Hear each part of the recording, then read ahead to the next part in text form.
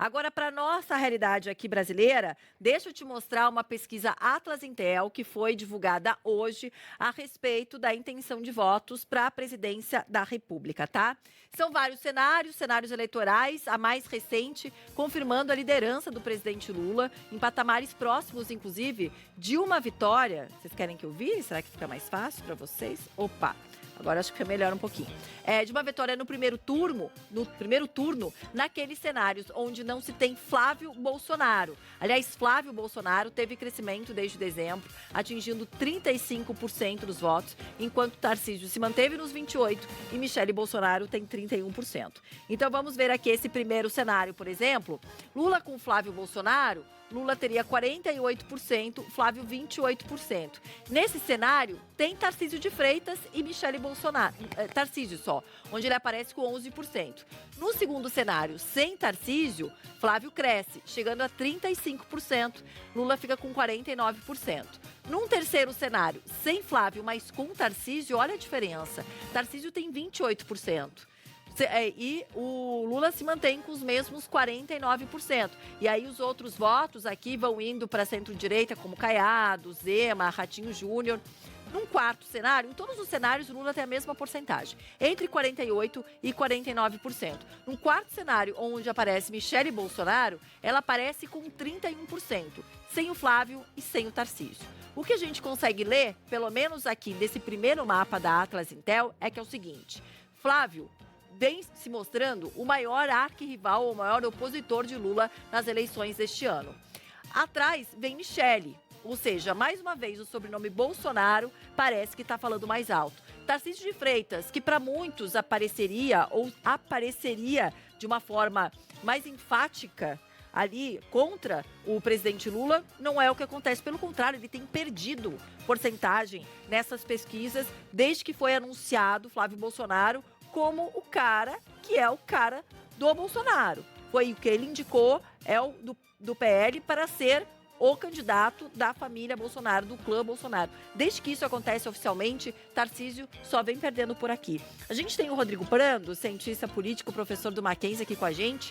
Vou tentar entender com o Prando se essa leitura é essa mesma, né, Prando? Porque, pelo que a gente está vendo, o clã Bolsonaro parece muito mais fortalecido do que o governador aqui de São Paulo, que para muitos seria, olha, é o melhor, porque sai da polarização, muitos de direita que não votariam no Bolsonaro, voltariam ali no Tarcísio. Não é o que as pesquisas estão mostrando. E ganhou uma pimentinha a mais. Tinha uma visita programada de Tarcísio para Bolsonaro amanhã. Alexandre de Moraes já tinha dado ok. E agora, Tarcísio não vai amanhã. Não tem ainda nenhuma nova data. O que tem por trás disso, não sabemos. Mas que leitura você faz de tudo isso junto? Hein, Brando? Bem-vindo. Bom ano para você também. Feliz ano novo. Obrigado, Paulinha. É um prazer estar aqui contigo. Que tenhamos um 2026 de muita conversa, muita análise. Acho que é a primeira do ano que estamos juntos, né? Bom, Paulinha, a gente tem um cenário aqui. Uma primeira coisa que eu estou falando contigo com o celular aqui, mas com o notebook para poder enxergar direitinho os dados aqui que a sua produção me enviou. Uma primeira coisa, Paulinha, a questão relacionada a uma provável vitória do Lula no primeiro turno, por conta da margem de erro, geralmente 3 pontos para mais ou para menos. Se o Lula, a menor pontuação do Lula nos cenários aqui, 48%, o que significa, Paulinha, que se for 3 pontos para cima, ele ultrapassou 51%, venceria no primeiro turno. Eu acredito, pelo histórico do PT, como muito difícil uma vitória do Lula no primeiro turno. Por que eu estou te dizendo isso, Paulinha?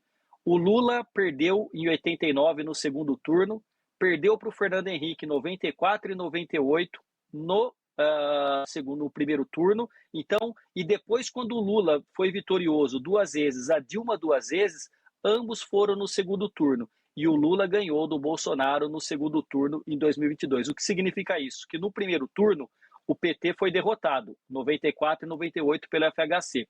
Então eu acredito que uma chance de vitória num primeiro turno do Lula é difícil. Pode acontecer? Pode acontecer, muito mais pela fragmentação dos votos na direita, na centro-direita, até na extrema-direita, do que, digamos assim, os próprios méritos do presidente Lula do PT, que a gente sabe que tem uma rejeição muito alta. O cenário aqui, né, com o Flávio Bolsonaro, é um cenário que me parece muito lógico da perspectiva da indicação do seu pai, Jair Bolsonaro.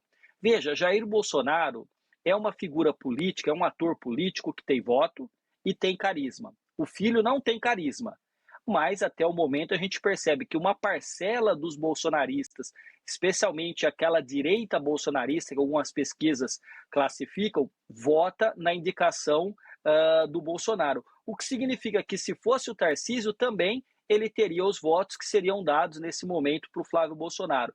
Então a gente tem Flávio Bolsonaro chegando num cenário sem Tarcísio, com 35% no primeiro turno e 49% do Lula no primeiro turno. Aí a segunda melhor competitiva ali colocada é a Michele, num cenário sem o Flávio e sem o Tarcísio, ela chegaria a 31%, que é o cenário número 4 que tem aqui na sua tela que você apresentou. Também eu acho muito pouco provável. O que me parece, Paulinha, a não ser que algo muito extraordinário aconteça, é que potencialmente o presidente Lula está no segundo turno. E provavelmente, pelos dados aqui da pesquisa, essa tela que eu estava me referindo, justamente, pelos dados da pesquisa, provavelmente Flávio Bolsonaro, mantendo a candidatura, estaria com Lula no segundo turno. De novo, Lula pode vencer no primeiro turno? Pode, mas eu acho muito pouco provável pelo histórico das eleições presidenciais e também pela rejeição que o presidente Lula tem. Rejeição, de novo, né? A gente vai repetir o último ano aqui que a gente também trabalhou juntos, Prando. Vai ser a eleição que, de novo, Sim. vai ganhar o menos rejeitado, né? Foi isso que aconteceu também no ano entre Lula Isso e Bolsonaro. Mesmo, isso a rejeição mesmo. entre os dois é muito grande. Eu separei essa outra tela aqui, Prando, que mostra o Flávio, o quanto ele cresceu. Ou seja, a partir do momento em que Bolsonaro... É como se tirasse Jair e botasse o Flávio no lugar. Essa é a impressão que eu tenho, né? Porque olha o crescimento dele e a queda dos outros por conta disso. O Lula se mantém ali no mesmo patamar, entre 47% e 48%, não muda muito, não. Agora, os outros têm uma queda de 25,8% para 14,3%, e Flávio, que aparecia com 23,1% em novembro do ano passado, subiu para 35% agora em janeiro desse ano. É uma consolidação do nome dele como presidente, ou seja, janeiro ainda não começou a campanha. Esse aumento aí pode acabar surpreendendo, Prando? Olha, vamos lá, Paulinha. De fato, o jogo hoje mostra que é um candidato competitivo. O sobrenome Bolsonaro, ele tem o bônus e o ônus. Deixa eu te explicar mais ou menos o que eu quero dizer com isso. O Flávio ser o indicado do pai, que se encontra preso lá na Papudinha, ele é o nome mais forte do clã Bolsonaro nesse momento. Então ele traz este bônus de ter o sobrenome Bolsonaro pela indicação do pai. Há pouco eu dizia que Jair Bolsonaro é carismático. O Flávio Bolsonaro não tem carisma, mas ele pode herdar, mesmo não tendo carisma, os votos, uma parte substancial dos votos do pai. Pois bem, só que uma candidatura, especialmente do clã Bolsonaro, não tem apenas bônus, tem o ônus também. E o ônus significa todo o desgaste que os adversários promoverão, ou mesmo os questionamentos da mídia da trajetória política e do passado recente de Flávio Bolsonaro.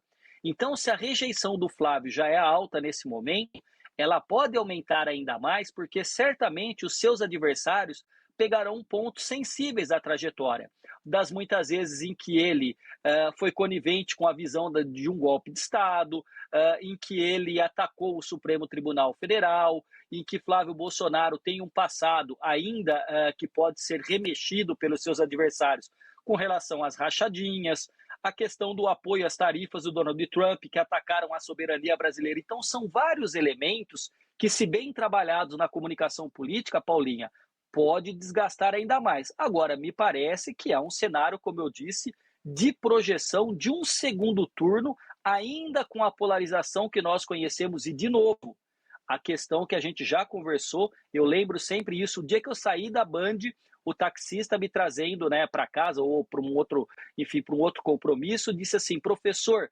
quando que eu poderei votar em quem eu quero novamente e não naquele que eu menos odeio? Este é um cenário com rejeições.